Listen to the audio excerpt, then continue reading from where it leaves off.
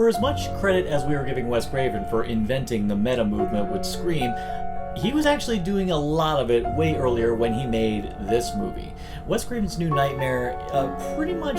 elevates the whole concept of Nightmare on Elm Street into a different level, to the point where it's outside of the continuity of the first 6 films, and that's definitely deliberate by design. This really was Wes Craven, in a way, commenting on where he was at that time as a filmmaker, and you could even get the vibe that he was even kind of commenting on the hole he may have dug himself into as a force for the horror genre. On one side, you definitely felt that he had reverence for it, but simultaneously you also got the vibe that maybe he's commenting about how fandom as a whole became such a big beast that it not only dominated his life, but it also dominated the lives of everyone who was even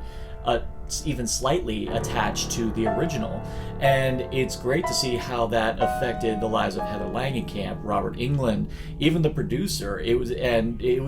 actually really cool to see. You even got the vibe that a lot of this really was autobiographical. I mean, I have heard whispers that Heather Langenkamp had to deal with prank phone callers, even potential stalkers. It was really cool to see that Wes Craven was open to those ideas, to really kind of put the light to us about how. Actually, funny thing is, you could even say that Wes Craven was even commenting on toxic fandom before even the idea of toxic fandom was even a thing. Now, we probably never saw that concept, probably because,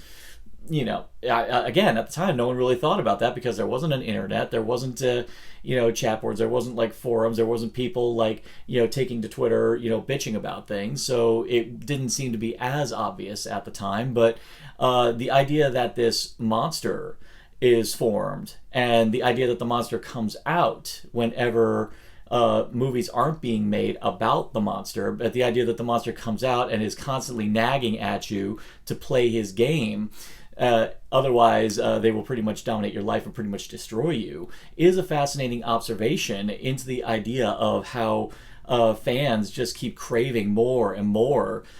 regardless of whether or not it's even quality content. But it's almost like a commentary on the sequel machine and how they just keep trotting them out, and they do it simply to just satiate this public that is demanding it regardless of the quality of the content. So there's a lot of things about this movie that you can't really just cram into just 3 minutes, but suffice to say, this is definitely not only a great Nightmare on Elm Street movie, but easily one of Wes Craven's best films, period.